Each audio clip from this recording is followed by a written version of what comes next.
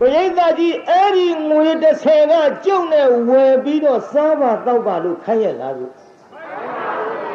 မခိုင်းဘူးကိုစားခြင်းလို့ကိုတောက်ခြင်းလို့တောက်ဥပမာအဲ့ဒီငွေ30ကဘာနဲ့တူတယ်လဲလို့ဆိုတော့ခရလှူတဲ့ဒါနဘုန်းကြီးလှူတဲ့ဒါနအာသီလရဲ့လှူတဲ့ဒါနသရောင်းစားပေးတဲ့ဒါနခွေးကြွေးတဲ့ဒါနဘာပဲဖြစ်ဖြစ်ပေးတာစွန့်တာမှန်သမျှစသနာလက္ခဏာပါသောကြောင့်အဲ့ဒီလိုဘယ်ဒါနပဲပြုဘယ်ကုသိုလ်ပဲပြုအဲ့ဒီလိုလှူတဲ့ဒါနကငွေ30နဲ့တူပါတယ်တဲ့ငွေ30ဒီကျုံနဲ့ဝယ်ပြီးစားပါတောက်ပါမခိုင်းသလိုခမည်းတော်လှူတဲ့ဒါနကတော့ဖြင့်ကျုပ်ဒါနကြီးပြုပြီးတော့လူပြေတောင်းလိုက်ပါခမည်းတော်များခိုင်းမလားပြုခိုင်းဘူးငွေ30လိုပဲအကျုံနဲ့နတ်ပြေတောင်းပါလို့တော့ခိုင်းမလားပြိဿခိုင်းပါဘူးဗျာအကျုံနဲ့ဗြဟ္မပြေတောင်းပါလို့များခိုင်းမလားခိုင်းပါဘူးဗျာမခိုင်းပါဘူးဘာလို့မခိုင်းတယ်လဲဒါနသည်ခိုင်းနိုင်တဲ့တတ္တိမရှိဘူးသူ့ကိုပြုတဲ့အကြောင်းကြောင့်မခိုင်းတော့လဲအကျိုးပေးနိုင်တဲ့ကမ္မတတ္တိလေးတော့သူ့မှာရှိဒါဖြင့်ကောင်းပြီအဲ့ဒီလိုဒါနကမခိုင်းငွေ30လိုပဲပြိဿအတောင်းမခိုင်းတော့လဲခမည်းတော်ကလောဘဥစီးပြီးတော့ကထေခင်းနဲ့သင်္ကန်းကတဲ့ကြောင်းဆောက်တဲ့ဆွမ်းကျွေးတဲ့ဆွမ်းလောင်းတဲ့ဒီဒါနတွေပြုပြီးတော့လူချမ်းသာပရိသေဧကရေစัจ java ရေမန္တဆိုတာဒါနကမတောင်းပေမဲ့ခမည်းတော်အစ္ဆတတန်တန်မှာတန်မြာရှိအောင်အတောင်းခိုင်းနေတာကလောဘပြုတ်ပြည်သားကြီးဟိုချမ်းသာတွေတောင်းတာဘယ်သူကတောင်းတာတော့ဒါနကဟုတ်ကဲ့လားဒါဖြင့်ဒါနပြုတန်မြာရှိတယ်ဆိုတဲ့ပုံမှအတက်လွဲနေတယ်တန်မြာရှိတယ်ဆိုတဲ့ပုံမှကိုလောဘကိုပြောင်းတက်လိုက်တော့တန်မြာရှိအောင်လုပ်တာဒါနမဟုတ်ဘယ်သူလဲလောဘပြည်သားကြီးဘယ်သူတို့မျိုးဒါဖြင့်နောက်လောဘဥစီးပြီးတော့လှူအောင်မလားပြည်သားလောဘဥစီးမလှူရင်ပရိသတ်ကြီးတန်တရားရှိပါဦးမလားရှိပါဘူးဗျာဒါဖြင့်ဒါနပြုတန်တရားရှိတယ်ဆိုတဲ့နှမျောဝန်တိုတဲ့လူများပြောတဲ့စကားမဟုတ်ဘူးဆိုတာတော့ရှင်းသွားပါလားရှင်းပါပြီဗျာရှင်းသွားလို့ရှိရင်ဒီကနေ့ဒါနနဲ့ပတ်သက်တဲ့ဇတ်ထုတ်တစ်ထုတ်ခေါ်ကြစို့ဒါနနဲ့ပတ်သက်တဲ့ဇတ်ထုတ်ကဘုန်းကြီးတို့ဓမ္မပဒကထုတ်ခေါ်မှာဖြစ်ပါဓမ္မပဒဘိက္ခုဝက်ပြင်ဆက်ကဒါယကပုံနာကြီးကိုဘုန်းကြီးဟောမလို့ဘုရားကိုယ်တော်မြတ်ကြီးသည်ဇေရဝံကျောင်းတော်မှာတရင်သုံးတော်မူစဉ်အခါမြတ်စွာဘုရားဇေရဝံကျောင်းတော်တရင်သုံးစဉ်သာဝတ္ထိမြို့မှာပြင်ဆက်ကဒါယကလို့အမည်ရတဲ့ပုံနာကြီးရှိ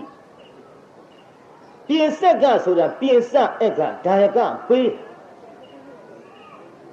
ငါးပါးသောမုံမြတ်မြတ်ပေးတတ်တဲ့ပုံနာလို့အဲ့ဒါလို့ခေါ်ပါပဲပြင်ဆက်ကဒါယကဆိုတာဘုန်းကြီးတို့ငါးပါးသောမုံမြတ်မြတ်ဥဖြာလှူတတ်တဲ့ပုံနာလို့ဒီအဓိပ္ပာယ်ရဒီအဓိပ္ပာယ်ရတော့ဒါကိုဘုန်းကြီးတို့တနည်းအားဖြင့်နားလည်အောင်ဇတ်ထုတ်နာမည်လေးတက်လိုက်မယ်ဆိုရင်မပေးဆိုတဲ့အမိအားဖြင့်ဇတ်ထုတ်တက်လိုက်တော့ရွှေမန်းတဲ့မောင်ရဲ့ရွှေခွက်မဟုတ်ပါဘူးဒီနေ့ဗာဇတ်ထုတ်ဟောမှလည်းမေးလူတိုင်းနားလည်အောင်ဖြေကြတော့ပေါ့မပေးဇတ်ထုတ်ပါဗျာဒေတာကြီးဒီနေ့ဘုန်းကြီးဗာဇတ်ထုတ်ဟောမှာတော့ဆိုလို့တော့ကောင်းနော်မပေးခံကြကဲဒါဖြင့်ကောင်းပြီအဲ့ဒီသာဝတ္ထိမြို့မှာနာမည်လေးပေးရမယ်ဆိုရင်ပုံနာကြီးကဥပေးခြင်းလို့ဒီလိုမှတ်တော့ပုံနေမကြီးကဘုန်းကြီးတို့ဒေါ်ပြင်းတယ်ပုံနာကြီးကဘယ်သူတဲ့တို့ပုံနေမကြီးကဒီနော်နှာကြိုးတွေ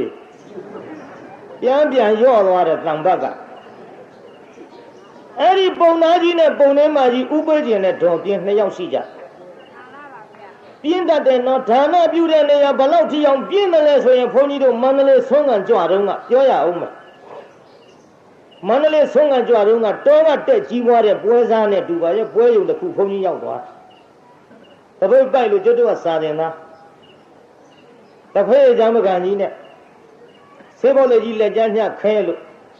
ဆုံးစလုံးကြီးကအငွေ1000တောင်းနဲ့ဘုန်းကြီးတို့ကလည်းတစုံရနဲတာမှတ်လို့ဒီလိုတစုံချင်းရှောက်စုရတာတနှက်စာအတွက်လွယ်တာမဟုတ်ဘူး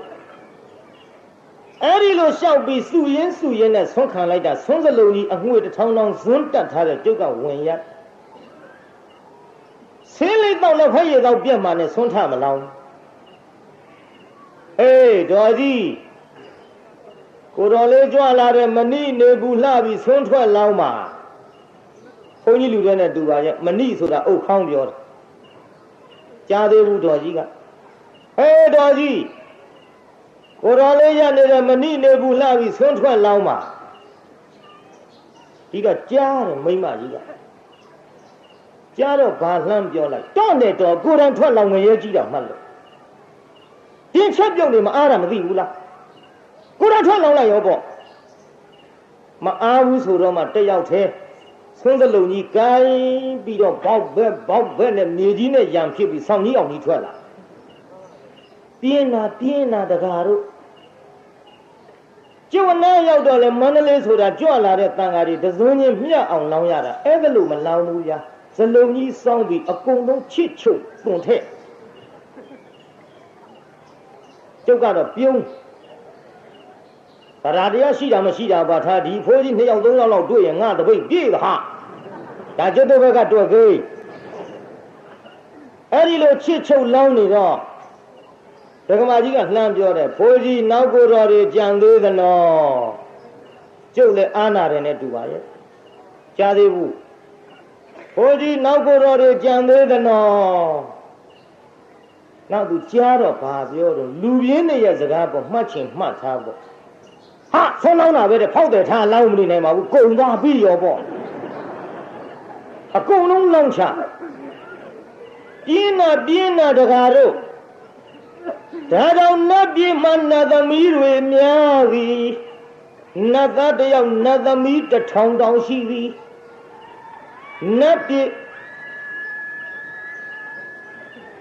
ဟိုလဲနေတဲ့ဟာကြီးကရှိတာကိုရဲအဲ့ဒါဘာတော့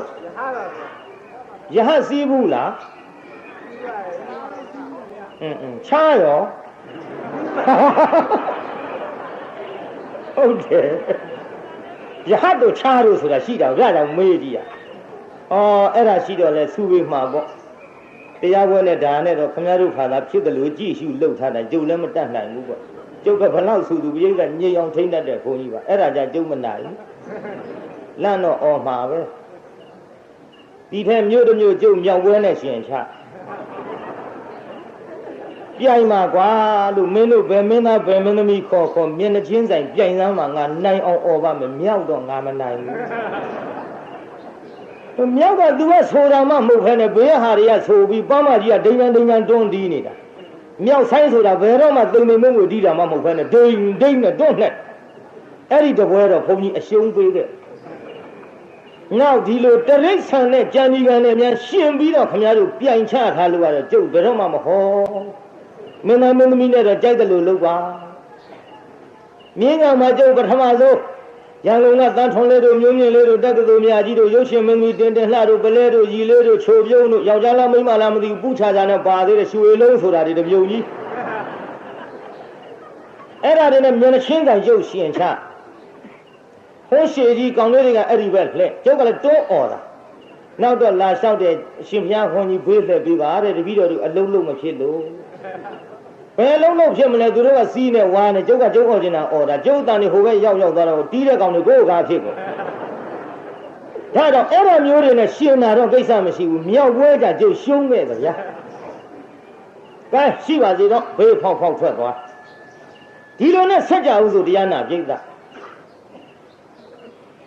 ယောက်ျားတွေဌာနပြုတဲ့နေရာပြင်းသည်ဥ ဥပုသ်ဆောင်တဲ့နေရာပြင်းသည်တရားနာတဲ့နေရာပြင်းသည်တရားအထုတ်တဲ့နေရာပြင်းသည်ဒါကြောင့်နတ်ပြည်သွားတဲ့နေရာမှာမိန်းမတွေများများရောက်နေသည်တောင်းတာကတော့နတ်ပြည်ယောက်ျားတွေကတောင်းသည်ရောက်တာကမိန်းမတွေများများရောက်သည်